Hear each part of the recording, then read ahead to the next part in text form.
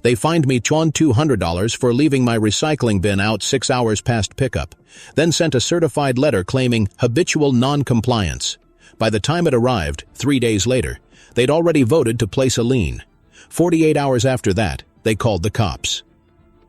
Welcome to HOA Society. I'm Nate Collins, 41, civil engineer out of Plano, Texas. Been married 17 years, father of one very patient teenager who's watched me measure everything from fence height to water pressure. If you're new here, subscribe and help keep good people informed. And hey, where are you watching from? I always like knowing what kind of neighborhood you're fighting for. The first time I heard the term architectural infraction, I laughed. I thought it was satire. Then the letter came with my address typed in bold, telling me my wife's flower boxes violated uniform facade harmony. The HOA president, Denise Carr, stood on the sidewalk that same afternoon, arms crossed, voice sharp as gravel. "Rules are rules, Mr. Collins," she said, "and some people think they're above them." I told her the rule book said nothing about flowers. She smirked. "We interpret the intent, not the letter." The thing is, that front yard was my wife's therapy after she beat breast cancer. Every rosebush was a promise we'd made to keep the house alive no matter what. Losing it over petty control games wasn't an option, but the board wasn't after color harmony. They were after me. It started subtle. Random compliance photos slipped under my mat. Noise checks at 9:02 p.m. Emails stamped final warning for issues that never existed. I logged everything. Time, date, sender, even the smell of copier toner on the notices. The wound that mattered, though, wasn't theirs. It was mine. 2 years ago, my father died broke because his HOA drained his savings with assessments he didn't understand. When I I promised I'd never let bureaucracy bulldoze another family's home. I just didn't know my test case would be my own. That weekend, I opened a binder I keep for my consulting work and labeled a new tab in red ink, HOA War, 2025. I didn't plan to fight dirty. I planned to fight correctly. There's a difference. By Monday morning, I'd pulled every public record linked to our subdivision. Plats, bylaws, amendments, CCRs, county filings. I found one fascinating pattern. The last official update to our covenants was recorded in 1998, signed by a developer who no longer existed as a legal entity. The HOA had never refiled its renewal under the 20-year statutory requirement. That clock mattered. It was ticking, quietly, and they didn't even know. Still, before I got ahead of myself, I wanted proof of motive. Why target me? Why now?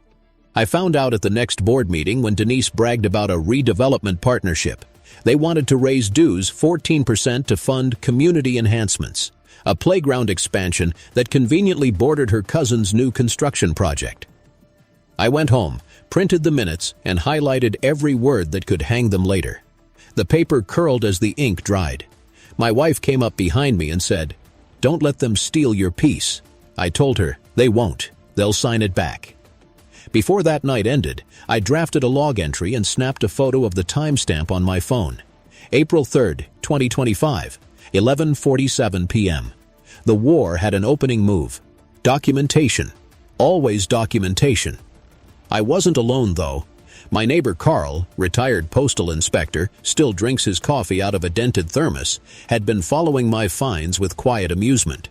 "Selective enforcement," he muttered one morning, shaking his head. Classic overreach. Knowledge nugget number 1. Under Texas Property Code R209.006, HOAs must provide at least 30 days notice and an opportunity for a hearing before assessing fines. Retroactive enforcement is voidable. So when Denise sent her next urgent compliance letter dated April 6th but postmarked April 10th, I slipped it into a clear sleeve and labeled it Exhibit A, Timing Gap. Carl grinned. "You build bridges," he said. "Now you're building a case." That was the first real moment I believed I could win. Not through anger, but through structure, footnotes, timestamps, and a relentless calm. I kept replaying one thought. If I stayed precise, I could make their entire authority collapse under its own paperwork. And as it turned out, paperwork was exactly where they were weakest. Carl's advice hit harder the next morning when I saw 2 uniformed officers parked across from my driveway. They weren't there for crime, just a welfare check requested by the HOA. The taller officer apologized before even speaking. "They said your property might be in disarray," he explained, glancing at the perfectly trimmed hedges. My wife folded her arms, biting back disbelief. Denise stood a few houses down, phone in hand, pretending to be busy. She had that smug half-smile that says this is just the beginning. I thanked the officers, documented their names, badge numbers, and call log ID. Then I walked back inside and printed the HOA's violation notice again. Same wording as last week, same typos. Habitual non-compliance. I underlined it twice. It wasn't personal to them. It was procedural. They thought procedures would shield them. By that evening, I was reading the covenants under a desk lamp. My fingers smelled like dust and legal ink. Article 7, Section 3 mentioned architectural control, requiring a quorum of at least 60% of active members for enforcement actions. Our board had 5 members. 3 had resigned last year and never been replaced. That meant Denise's majority vote was legally invalid. I emailed Carl the excerpt. He replied in all caps, "That's your first fracture." Still, I needed more than fractures. I needed leverage. So I reached out to an old client, Amanda Cho, a municipal attorney who now specialized in community associations. She met me at a diner off Preston Road with her usual ink-stained cuffs and a stack of statute printouts. "They're sloppy," she said, scanning the documents. "But sloppiness isn't enough. You need a kill switch, something that forces compliance, not just punishes it." "Like what?" I asked. She smiled faintly. "Ownership, easements. Control the land, control the rules." That stuck with me. 2 days later, while checking parcel maps, I found something odd. The HOA's common lot that hosted the community sign and mailbox cluster hadn't been transferred correctly after the developer dissolved. It was still technically owned by the original LLC, which had been struck from state records in 2001. Meaning it was abandoned property, subject to reassignment if taxes were paid and the chain of title cleared. I didn't say a word to anyone. Instead, I created a small LLC under a neutral name, North Creek Civic Holdings, LLC. I paid $43 for the filing fee and another $110 for a title search. Quietly, carefully, I requested the county clerk's confirmation of non-claim. The process would take 3 weeks. Meanwhile, Denise escalated. She ordered an emergency board meeting to impose a $500 maintenance contribution on all residents. When I stood up to question the vote, she cut the mic. "You're out of order, Mr. Collins. This is a closed session." I leaned toward the mic anyway. "You're 1 member short of quorum, Denise." Her jaw locked. "Security!" There was no security, of course. Just her husband, red-faced and puffing like a bullfrog. I left calmly, my phone recording the entire exchange.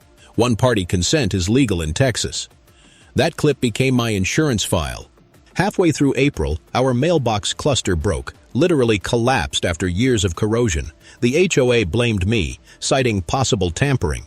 Denise posted a message on the community Facebook page implying I was hostile to neighborhood harmony. My daughter came home from school asking why people thought her dad was under investigation. That night, I told my wife, "They're not just breaking laws, they're breaking people." She reached across the table and took my hand. "Then show them how the law actually works." Early next morning, I went to the county courthouse to pull the HOA's corporate filings. I discovered their annual report hadn't been submitted for 2024. The penalty clock was ticking. $75 fine after 90 days, administrative dissolution after 120. I smiled to myself. Back home, I set up a spreadsheet labeled HOA Exposure Matrix. Each row listed a violation, date, responsible officer, statute reference, and documentary proof. Column D held screenshots. Column E held witness names. Carl stopped by with his thermos. "You're building a machine," he said, flipping through the binder. "Machines run on time," I told him. "They've got none left." That weekend, Denise sent an email blast threatening liens on non-cooperative households. I stayed silent. The less I protested, the more they overreached. One evening, as rain tapped the window, my phone buzzed with a new message from a blocked number. "You'll regret pushing this. Some houses don't belong here." My stomach sank. Not from fear, but recognition. They'd just crossed from administrative abuse into criminal threat territory. I printed the message, logged the timestamp, and slipped it into a clear folder labeled Escalations. Before I closed the binder, I whispered to myself, 3 weeks. Just 3 weeks. Because when the title office confirmed North Creek Civic Holdings' acquisition of that tiny, forgotten parcel, the same one hosting the community sign, the HOA would be standing on land they didn't own. And every rule posted there would legally belong to me. The title clerk called on a Tuesday morning. Her voice was cheerful, almost casual. "Mr. Collins, the parcel transfer has cleared. Recording date is May 7th, 2025. You're now the registered owner of Lot A0, North Creek Commons." I thanked her, hung up, and stared at the deed like it was a live wire. A 300-square-foot sliver of dirt and a rusted signpost. But legally, it was the foundation of the HOA's jurisdiction. Their name was carved into a monument that now sat on my property. I made no announcement, no noise. Just slipped the original deed into a fireproof folder and stored it behind the insulation panel in my garage. Carl stopped by that afternoon, sensing something had shifted. "You got that look," he said, sipping his thermos. "Let's just say the ground beneath them isn't theirs anymore." He chuckled. "You're holding the fuse. Don't light it yet." He was right. Timing mattered. The next HOA meeting was scheduled for May 12th, and the agenda included enforcement escalation procedures. I wanted Denise to walk straight into her own trap. In the meantime, I kept documenting. The harassment ramped up, anonymous complaints about our unsightly garden, a supposed unauthorized structure, our bird feeder, and a note tucked under our doormat reading, "Compliance is peace." I logged each one, date-stamped, photographed, and printed. Knowledge nugget number 2. In most U.S. states, HOA enforcement actions require substantial evidence of violation and consistency across similarly situated homes. Selective or retaliatory enforcement can void fines and expose the board to personal liability. I wasn't just building a case, I was building a pattern, a measurable, undeniable sequence of abuse that no insurer could ignore. Amanda called from her office. "You need to be ready for counter-retaliation," she warned. "They might try a special assessment or even a false lien. I'd already prepared. My mortgage company had a compliance department that required verification before recording any HOA-related liens. I'd emailed them every document. My loan officer replied, "We'll flag the HOA. They can't touch your title without a court order." That same night, my daughter came home with tears in her eyes. Someone had posted a fake police report on a local group chat, claiming I'd been cited for harassment of HOA officials. I wasn't surprised, just tired. I told her, "People in power panic before they fall." Carl came over later and offered his own small rebellion. He painted his mailbox door bright yellow, a clear violation of their uniform color rule. "If they cite me, I'll frame it," he said. The next morning, they did, and he smiled like a man watching dominoes line up. We started a quiet network. Neighbors fed up with fines, each willing to share documents, emails, letters. I collected them all. Patterns emerged. The HOA's treasurer approved reimbursement checks to Car Contracting, Denise's husband's company. Total payments, $18,400 in 12 months. No bids, no receipts. I passed the numbers to Amanda. "That's conflict of interest and potential self-dealing," she said. "You've got them cornered." I waited for May 12th like a soldier counting down to dawn. The night before, I printed the deed transfer and slid it into a red folder labeled Common Parcel, Title Reassignment. The ink was still faintly warm when I sealed it. The meeting started at 7:00 p.m. sharp in the community hall. Denise opened with her usual smug formality. "Due to continued defiance by certain residents, we are enacting a $500 administrative surcharge effective June 1st. Hands shot up across the room. She ignored them. I stood quietly until she finished her sentence, then approached the podium. "You can't impose that fee," I said calmly. "This board has no jurisdiction over common signage or associated parcels." Denise snorted. "Says who?" I set the folder down. Says the Collin County Recorder's Office. Deed filed May 7th. Lot A0, formerly under the developer's name, now belongs to North Creek Civic Holdings, LLC. That's me. The room went still. Someone coughed. Carl whispered, "Boom." Denise's face paled. "That's impossible." "Check the index," I said. "It's public record." For a long beat, nobody moved. Then she stammered, "That's just a sign lot." "True," I said. "But your entire rulebook references North Creek Commons as the defining marker of HOA boundary. You've been enforcing outside your domain for 27 years. She opened her mouth, then closed it. I walked back to my seat without another word. Carl leaned over. That was the sound of a system cracking. Still, I knew it wasn't over. The next move would be desperation, and desperate people make mistakes. That night, I found 2 tire slashes on my truck. No note, no witnesses, just the hiss of deflated rubber and the smell of hot asphalt. I called the non-emergency police line, filed a report, and took photos with timestamps. "Document everything," I muttered to myself. The officers were polite, sympathetic even. One of them, Officer Ramirez, said quietly, "We've had other calls about that HOA. You're not the first." I thanked him, then added his card to the binder. Before bed, I stared at the deed one more time. It wasn't about power anymore.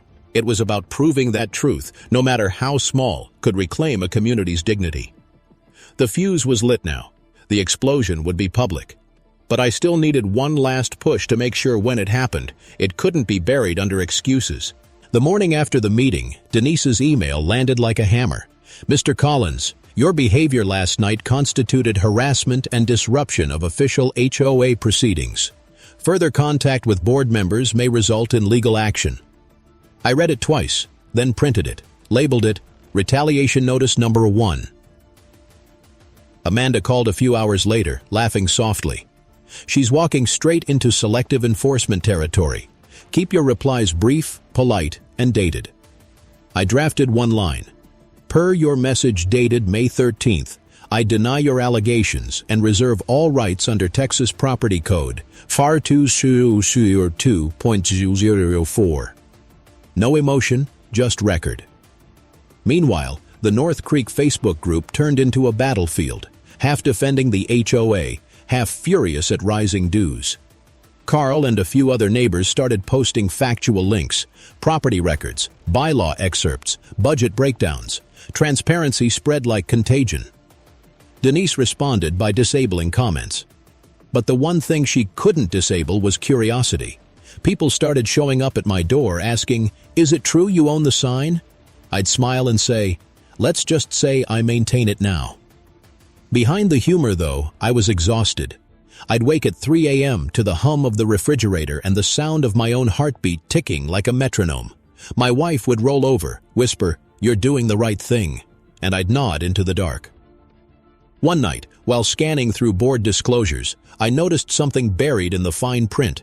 The HOA's liability insurance policy was due for renewal on June 1st. The underwriter required verified compliance with statutory governance procedures.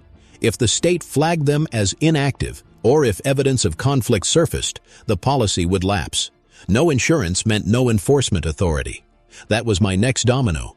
I drafted an anonymous packet, copies of the expired corporate filing, proof of the conflict payments, to car contracting, and the missing quorum documentation. I mailed it to the insurer's compliance division certified, return receipt requested. Then I waited. By May 20th, the first sign appeared, literally. The HOA banner at the entrance vanished overnight. Someone had removed it from the post, leaving only the bolts. Carl grinned when he saw it. "Funny thing about property rights," he said. "You can't trespass on someone else's sign." Denise was livid. She sent another community-wide email calling me a hostile actor. This time, Amanda stepped in formally. "You will cease and desist defamatory statements regarding my client." Her letter read, neat and cold. Knowledge nugget number 3. HOAs that make false public claims about residents risk defamation liability, especially when acting outside official capacity. Board members lose qualified immunity once they overstep corporate boundaries. 2 days later, a new envelope arrived, hand-delivered and unsigned. Inside was a Notice of Special Assessment, Emergency Infrastructure Fund. They wanted $1,800 per household, payable within 30 days. Carl whistled when he saw it. That's panic disguised as policy. He was right, but panic also makes people careless. The notice bore an outdated letterhead, the one referencing North Creek Commons as their governing domain, the same parcel now registered to me. I sent a copy to Amanda, who called back laughing. That's not just void, it's fraud. You can report that. We filed a complaint with the Texas Department of Licensing and Regulation. The investigator we spoke to, Mr. Valdez, had the patience of a saint. I can't promise quick action, he said, but if your documentation checks out, we'll issue an inquiry. I thanked him, then added his contact info to the binder.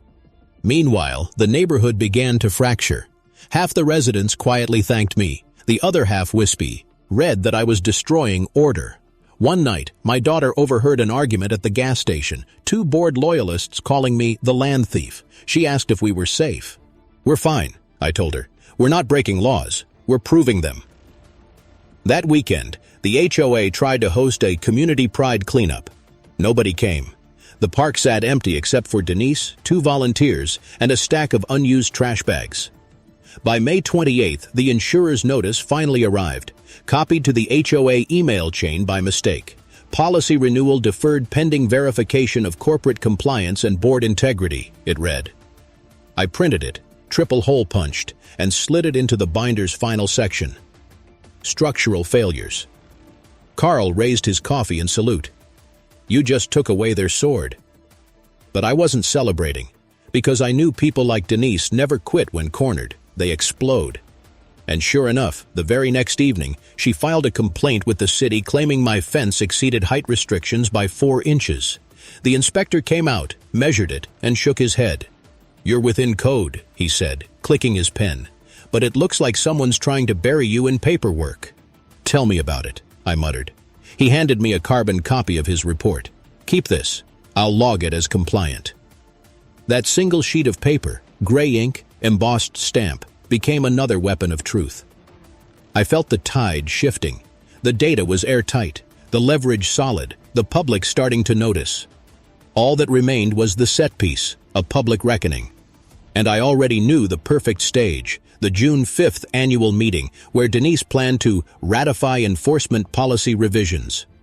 They didn't know it yet, but that would be the night everything reversed. June crept in like static, humid, heavy, and full of waiting. Every morning, the air smelled of cut grass and unease. Mailboxes hummed with gossip, and I could almost feel Denise watching from her bay window whenever I stepped outside. She didn't have much left but venom.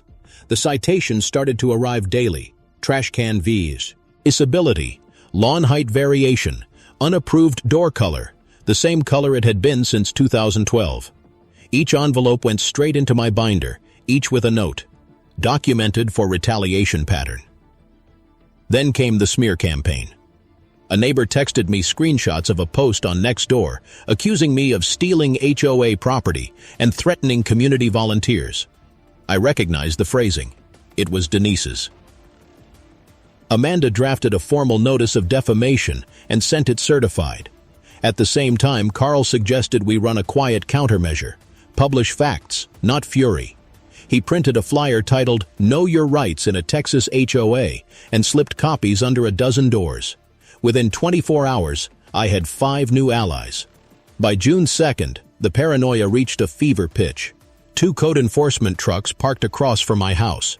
The officers said they were following up on anonymous complaints. They left shaking their heads. One said quietly, Keep your paperwork handy, Mr. Collins. Someone's trying to weaponize us.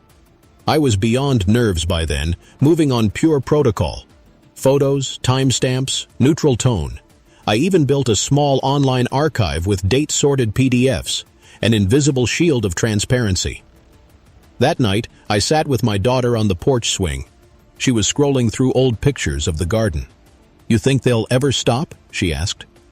When they remember what this place was built for, I said. Not power, community. Carl showed up the next morning with a half smile and a small manila envelope. Friend of mine from the bank, he said, handing it to me.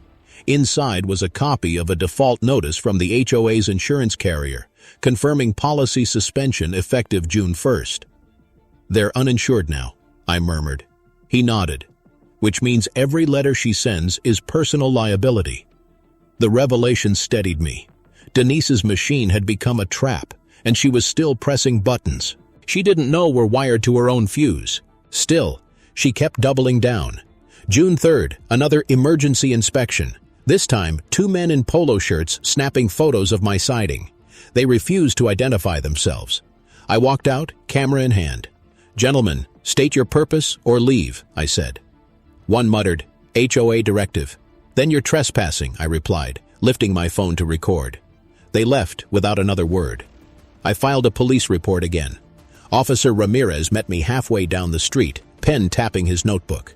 "We're getting a stack of these," he said. "It's starting to look like harassment." I gave him a copy of every violation notice. He looked them over and said, "If she pushes this again, we'll escalate." When he left, I felt something I hadn't felt in weeks. Safety. Not victory, just temporary peace. That night, Amanda called. "You ready for the annual meeting?" "As ready as I'll ever be," I said. "Everything's dated, signed, sealed." "Good," she said. "Remember, don't gloat, don't improvise. Just deliver your evidence and let the authority confirm it. Facts win slower, but they win permanently." June 5th arrived under a heavy gray sky. The meeting hall was packed. Neighbors, a local reporter, even a city liaison. Denise strutted to the podium wearing a red blazer like it was armor. She opened the session by declaring that certain residents have engaged in ongoing sabotage against lawful governance. I waited until she tried to adopt her new enforcement policy. Then I stood. "Before any votes occur," I said, "we need to address material governance issues." She rolled her eyes. "You're not on the agenda, Mr. Collins." I held up a certified letter. "This is from your insurer. Policy suspended as of June 1st. Any enforcement you pass tonight will be personally liable to each signer." Gasps rippled across the room. Denise reached for the mic. "That's misinformation," I interrupted Gen 10. "Lepen, it's verifiable. Filed under claim number TX129088. Carl whispered, "Strike 2. But Denise pushed back hard. "Even if that's true, the HOA remains in effect under recorded covenants." That was my cue. I opened the red folder, the deed to Lot A0. "About that. Your covenants reference North Creek Commons as the defining boundary. That property's deed was reassigned May 7th. You've been operating on land you don't control." For a moment, silence. Then murmurs. Then outright shouting. One homeowner yelled, "Is that legal?" A voice from the back answered, "It's filed at the county office." Denise slammed her gavel. "Out of order." But a new voice cut through. The city liaison, a calm woman in a navy blazer. "Actually, Mrs. Carr, if that record is valid, your jurisdiction is under review. We'll need to suspend votes until the matter is clarified." Neutral authority, exactly what Amanda predicted. The gavel hung mid-air. Denise's hand trembled. I sat down slowly, pulse steady, air heavy with disbelief. Carl leaned over. That was the sound of the fuse reaching the powder. Outside, thunder cracked over the roof, a single long growl. The storm had started. Rain hammered the parking lot as the meeting adjourned in chaos. Neighbors huddled under umbrellas, voices low but charged. Denise stormed to her SUV, phone pressed to her ear, shouting something about emergency counsel. I stayed seated until the hall emptied, the last fluorescent hum flickering over the podium. The deed folder still sat there, evidence in red. I slid it closed and felt, for the first time, that solid weight of control. Amanda called within the hour. "It played out perfectly," she said. "The city liaison was your neutral validator. From here, you hold every card. Do not retaliate. Let the institutions react." I followed her to the letter. The next morning, Carl and I walked the subdetapage. Vision at dawn. The rain had left everything gleaming. Sidewalks, gutters, the faded HOA notice board. Someone had peeled off Denise's posted minutes overnight. Only rust stains remained. "I almost feel bad for her," Carl said, half smiling. "Don't," I replied. She had 20 chances to back down. The neighborhood felt different, quieter, watchful. By noon, my phone buzzed nonstop. Neighbors forwarding emails, screenshots, rumor threads. Denise had announced an emergency closed meeting for board members only, but half the community received the invite by mistake. Inside her panic, she'd copied everyone. That night, Amanda texted me, "Watch for false filings." She was right again. On June 6th, Denise tried submitting a corrective amendment at the county clerk's office to reassert control of North Creek Commons. The clerk flagged it within hours. Ownership already transferred, record immutable without my consent. I didn't even have to fight. The law handled it for me. Still, I wasn't naive. People like Denise rarely stop until they're forced to. At sunset, I found a folded note under my windshield. "Sell the parcel back, or the garden goes next." The handwriting was blocky, ink bleeding through from rain. My stomach tightened, but my resolve didn't break. I walked inside, logged it, photographed it, sealed it in plastic.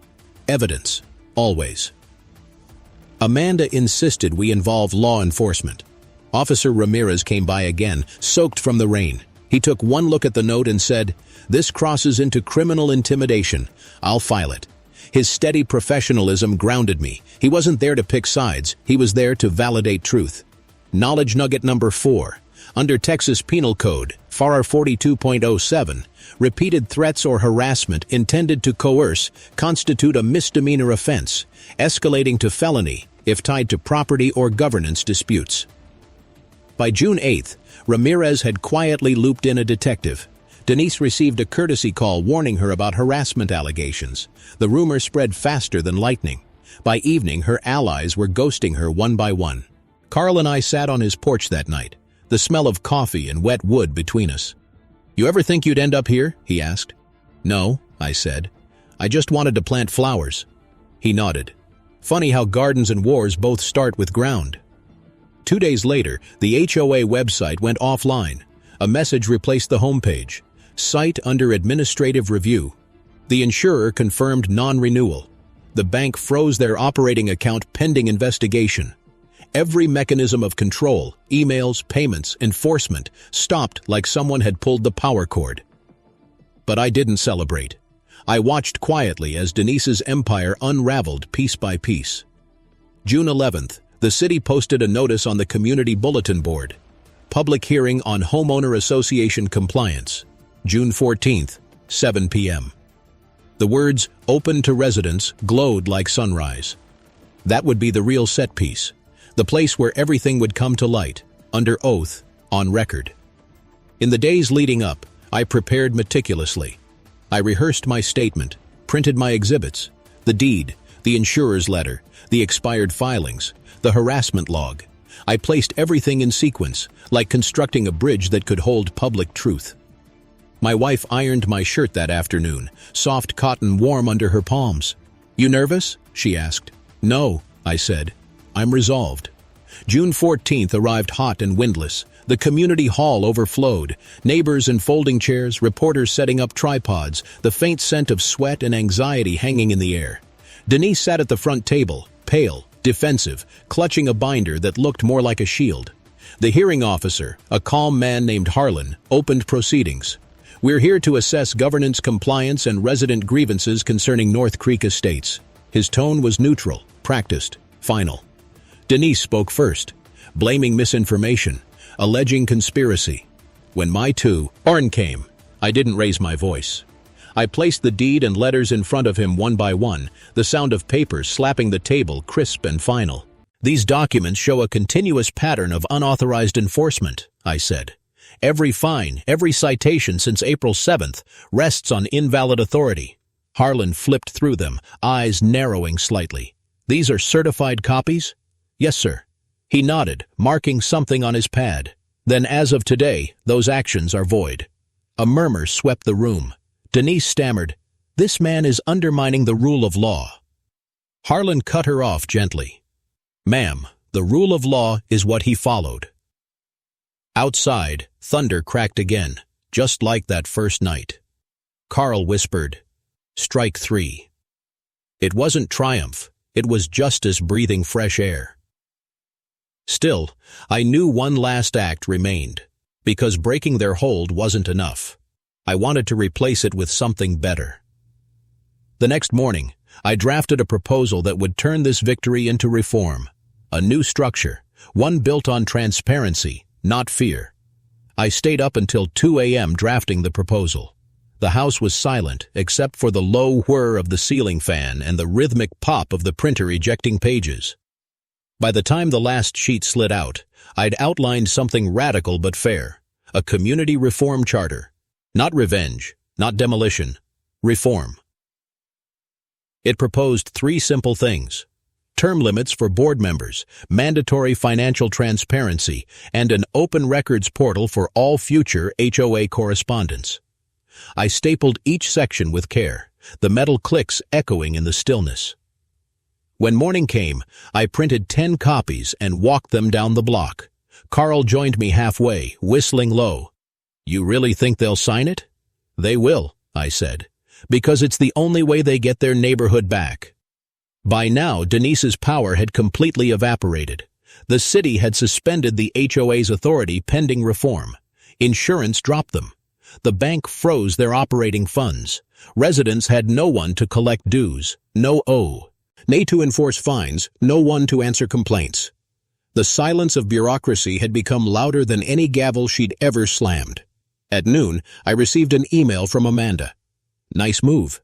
That charter could serve as your reversal number 2. Exchange your leverage for lasting reform. Offer peace backed by paperwork." That phrase stuck with me. Peace backed by paperwork. I spent the next day walking door to door, talking with people who had once avoided me. Mrs. Garrison, the 70-year-old widow whose paint color violation had cost her 2 months of groceries, signed first. "About time someone made this human again," she said, ink trembling across the page.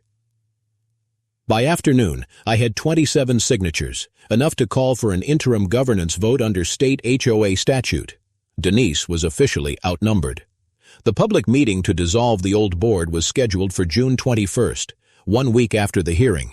This time, there were no theatrics, just people, folding chairs, and a microphone glinting under cheap fluorescent lights. I waited quietly as residents voiced their frustrations. Carl spoke about accountability, Mrs. Garrison about dignity. Finally, Harlan, the hearing officer, returned to moderate. He cleared his throat. "By statute, this association can adopt a new charter if approved by a simple majority. Mr. Collins, would you like to present your draft?" I stepped forward, the charter in hand. The paper edges were soft from heat and handling. "It's not about who wins," I began. "It's about who belongs. This community deserves rules that serve people, not the other way around." As I read the clauses aloud, something shifted in the room. Heads nodded, faces softened. When I finished, the vote was unanimous, every hand raised except Denise's. She sat in the corner, smaller than I'd ever seen her, staring at her lap. For a moment, I almost pitied her. Then she whispered, "It's something I'll never forget. I was just trying to keep order." "I know," I said quietly. "But order without fairness is just fear." Carl stopped me after the ceremony, holding 2 paper cups of coffee. "So, engineer," he said, "what's next?" I smiled. "Maintenance, the most underrated part of any structure." We watched the kids run across the lawn, laughter breaking the still heat. The place finally felt like a neighborhood again. No fines, no surveillance, just grass, sunlight, and the sound of a community learning to breathe. Later that week, a short article appeared in the Dallas Morning News. Homeowner turns HOA battle into reform blueprint. State considers model statute. Beneath it, a photo of the civic room ribbon cutting. Me, Carl, Mrs. Garrison, and half the block smiling like survivors of a long storm. If you believe I fought the right way, and this is how it should end, say a few words in the comments for your friend. Subscribe so future stories reach you first. As responsible citizens, share this so others learn and get inspired. That's on us. That night, I placed my old binder, the one labeled HOA War 2025, on the shelf beside my father's faded blueprints. I wrote one final note across its spine in black marker. Case closed. And as the porch light flickered across the yard, I thought about how power always starts with paperwork, but so does peace. Then, almost unconsciously, I whispered to myself, "Next case." Harlan stood, microphone crackling. Motion passes. The North Creek Community Reform Charter is hereby adopted. The crowd erupted, not in cheers, but in a collective exhale, the kind that happens when a long nightmare finally lifts. Visual beat number 2 happened almost by instinct. Carl pulled the old HOA violation binder from his bag and tossed it into the community fire pit outside. The papers curled, glowing orange, ashes lifting into the humid air. Someone snapped a photo. It was the image that went viral 2 days later, captioned, "When the community takes back its name." News spread fast. A local reporter wrote, "Plano residents replace HOA with transparency charter." Comments flooded in from across the country. Stories from people trapped in similar fights, asking how we'd done it. I kept my replies short. Document. Stay calm. Learn the statutes. Win slow. But inside, I was drained. The months of tension had worn me thin. My wife found me that night sitting in the yard, staring at the quiet signpost, North Creek Commons, still standing, now truly ours. She asked softly, "You done fighting?" "Almost," I said. "Now comes the building part." Carl walked over, hands in pockets. "You realize you just wrote the playbook," he said. "Not for revenge," I replied. "For repair." He smiled. "Then start with that." I looked at the binder's charred remains glowing in the pit, the faint smell of smoke and paper still hanging in the air. For the first time in months, I felt clean. But there was still one thing left. A symbolic act to close the loop, something that would remind everyone why we fought at all. The next morning, I drafted one final letter to the city clerk. I wrote the letter slowly, each word deliberate, the way an engineer lays down final bolts before a bridge opens. It wasn't about protest anymore. It was about permanence. The letter proposed that the abandoned, at HOA office, an old prefab shed behind the playground, be repurposed into a public resource, the North Creek Civic Room, a place for workshops, dispute mediation, neighborhood meetings, kids' art shows, anything but bureaucracy. By the end of the week, the city approved it. They'd been following our saga closely. The mayor's office even sent a note calling our reform a model of civic accountability. The dedication day came hot and windless again, almost exactly 3 months since that first fine. Folding chairs lined the grass, a few news cameras in back, neighbors chatting instead of whispering. The signpost stood repainted, North Creek Commons, open to all residents. Below it, smaller text read, "Reformed June 2025. I stood at the podium, same spot Denise once claimed as her stage. The mic squeaked. Someone adjusted the cable. My palms were steady. 3 months ago, I began, a $2,200 fine taught me how fragile fairness can be.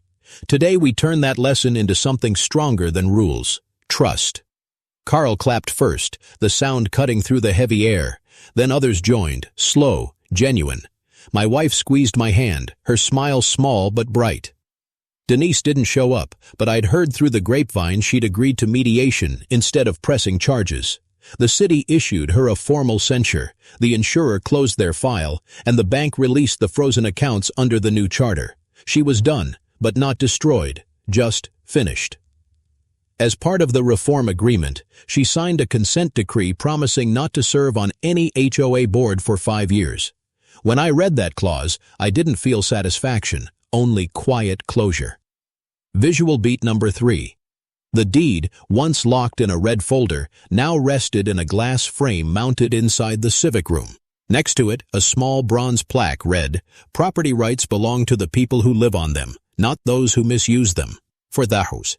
A first time since my father's death, I felt like I'd honored his memory, not through revenge, but through restoration.